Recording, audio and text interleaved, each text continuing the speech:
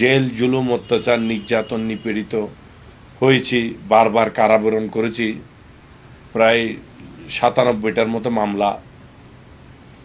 তারপরেও আমরা দলের প্রতি আমাদের যে আস্থা নিষ্ঠা এবং দলেরকে আমরা চট্টগ্রাম মহানগর বিএনপিকে এই পর্যায়ে নিয়ে আসার পিছনে আমাদেরকে সবসময় সহযোগিতা দিয়েছেন আমাদের সিনিয়র লিডাররা ছিলেন, পাশাপাশি আমাদের তৃণমূলের নেতাকর্মীরাই মূলত আমাদের শক্তি। কয়েকটা মামলাতে বিশেষ করে আমাকে একদম ডাক্তার শাহাদাতকে, খসরু ভাইকে টার্গেট করে আমাদেরকে সাজা দেওয়ার জন্য মূল প্রস্তুতি তারা নিয়েছিল, আমরা কয়েকজনকে সাজা দেওয়ার জন্য। যাই হোক, আল্লাহর অশেষ রহমতে আমরা চূড়ান্ত ১৫-১৬ বছরের আন্দোলনের ধারাবাহিকতায় জুলাই আগস্টের চূড়ান্ত আন্দোলনে এই শেখ হাসিনার এখান থেকে বাংলাদেশ থেকে পালিয়ে গিয়েছে বিদায় আমরা সে মামলা থেকে আমরা আপাতত বেঁচে আছি। আমিও নিজে আগামী জাতীয় সংসদ নির্বাচনে আমি এই ৯ আসন থেকে সবার জন্য নির্বাচন করেছি, নোমান ভাইয়ের জন্য করেছি বারবার, এখানে মেয়র নির্বাচনে যারা দাঁড়িয়েছে তাদের জন্য কাজ করেছি। তো আমরা চাই, আমি নিজেও এবার প্রার্থী হতে আগ্রহী এই আসন থেকে জনগণের সমর্থন নিয়ে।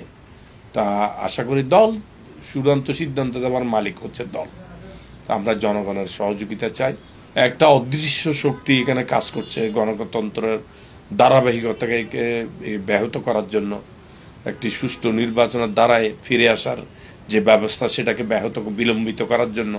এটা তো আমরা দেখতে পাচ্ছি রাষ্ট্রপতি উপদেষ্টার পদত্যাগের বিষয় এগুলো এগুলো আমাদের বিএনপির হাইকমান্ড যারা আছে ওনারা বলছেন, আপনারা শুনতে পাচ্ছেন, ওনারাই বলবেন, ওনারাই জানেন, ওনারা ওই বিষয়ে আমি কিছু বলতে পারবো না। বাট আমি যেটা মানে এনসিপি বলেন বা যারা বলেন, একটা রাজনৈতিক দল করার অধিকার সবার আছে। আন্দোলন ধরেন, আন্দোলন তো আর একদিন হয় নাই, শুধু ১.৫ মাসে তো আন্দোলন হয় নাই।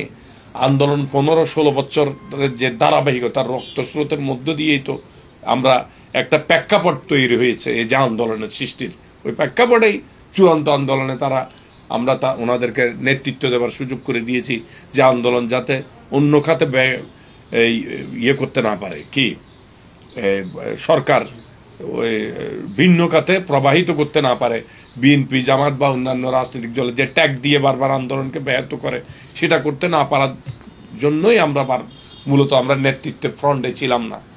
এটা হচ্ছে বাস্তবতা। আন্দোলন তো, আর ওনারা দল করেছেন, ওনাদের নির্বাচন করার অধিকার আছে, ওনারা আসুক, শ্রেষ্ঠ নির্বাচন যদি হয়, জনগণ যাকে ম্যান্ডেট দিবে তারাই ক্ষমতা গ্রহণ করবে। এটা তো আমরা আর আগের মতো তো ভোট ডাকাতির নির্বাচন বাংলাদেশে আর কখনো হবে না, এবং সেটা হতে দেওয়া হবে না, আমরা কোন অবস্থাতে হতে দেওয়া হবে।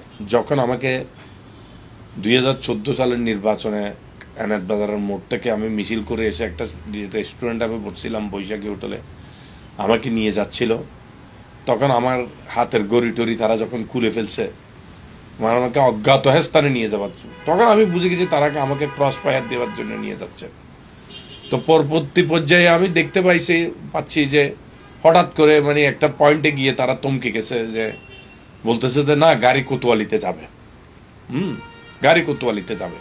তখন আমি মানে মনে হচ্ছে যেন আমি নতুন জীবন, মৃত্যুর মুখ থেকে ফিরে এসেছি, নতুন জীবন পাচ্ছি। হ্যাঁ, এটা আমার একটা মুহূর্ত।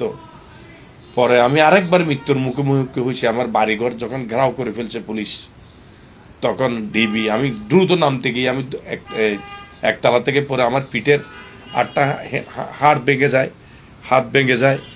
এগুলা আমার আসলে খুব দুঃখের স্মৃতি, খুব কঠিন সময়। আমি এই ভাঙা অবস্থায় আমাকে আবার 2018 সালে গ্রেপ্তার করে ওই জিসির মোড় থেকে আমাকে নিয়ে যায়। আমি খুব কষ্ট পেয়েছি, জেলখানায় বিনা চিকিৎসায় ছিলাম। এটা একটা। আর আমার চোখের সামনে এই সিনেমা প্লেসের সামনে আমার সাথে মিছিল করতেছিল আমার বিশ্ববিদ্যালয় থেকে ছাত্রদলের, তখনকার ছাত্রদলের কর্মী ছিল, কি একটা পদ ছিল তার, সহ কি একটা সম্পাদক ছিল, তাকে আমি এনেছিলাম এখানে, নামটা আমার মনে নাই তার পুরোপুরি। তাকে আমি তার আগের দিন টাকা দিছি, তো তোমরা আসো। তখন জাতীয়তাবাদী ছাত্র দলের এত বেশি কর্মী ছিল না, এত বিশাল সংগঠন ছিল না এরশাদের সময়। তা আমরা ওই দিক থেকে 3 বলার মাথা থেকে মুভমেন্ট করে, মিছিল করে আমরা পর্যন্ত সিনেমা প্লেসের ওইদিকে যখন গেছি, ওইখান থেকে যখন ওই পাল্টা পুলিশ যখন গুলি ছড়ছে, আমার হাত ধরা ছিল, সে গুলি খেয়ে পড়ে গেছে, পরে পরবর্তী পর্যায়ে সে মারা গেছে। এটা আমার জন্য একটা বিশাল ঘটনা আমার জীবনে। আমার হাত ধরা অবস্থায় গুলিবিদ্ধ হয়ে মারা গেছে সে। এটাই হচ্ছে আমার সবচেয়ে কঠিন মানে দুঃখের বিষয়। আর আনন্দের সময় হচ্ছে এটা, যখন শেখ হাসিনা এখান থেকে যেদিন 5 তারিখ চলে যায়, যে আমরা অন্তত বাঁচতে পেরেছি। কে ক্ষমতায় যাবে না যাবে এটা আমাদের মুখ্য বিষয় ছিল না। আমরা জানি জনগণ আমাদের সাথে আছে। বিএনপির নির্যাতনের কথা জনগণ মনে রেখেছে, বারবার বিএনপির উপর আস্থা রেখেছে, বেগম খালেদা জিয়ার উপর, আমাদের নেতা তারেক রহমানের উপর জনগণ আস্থা রেখেছে। আমরা